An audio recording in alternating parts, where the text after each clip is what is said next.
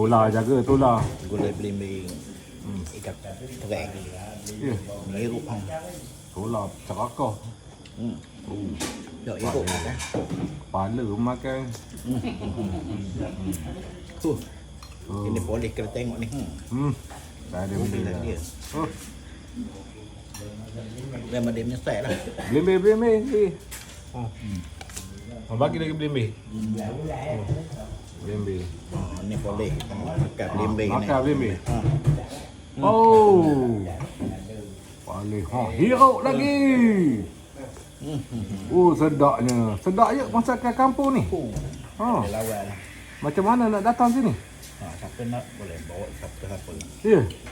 Bawa awet boleh? Boleh. Boleh. Suka masak special. Special. Memang kerja dia dah.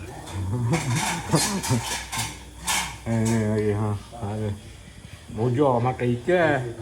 Boleh lah ngunyah. Kalau makan daging ni ha. Dia boleh lekat dia. Lekat.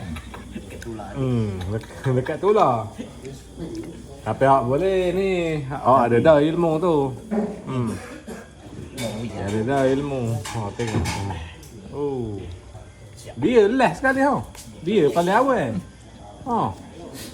Dia paling awal, dia last sekali tu. Dengan periuk. Jawa ni segan sebenarnya. Itu yang kabum. Apa? Tak gigi kita ni. Orang segan ni memang gitulah. Bukan. Tak rasa orang segan ni malu-malu gini.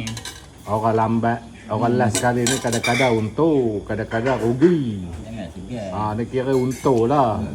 Mengorik. Tukar masak memang jenis tinggi, sikit.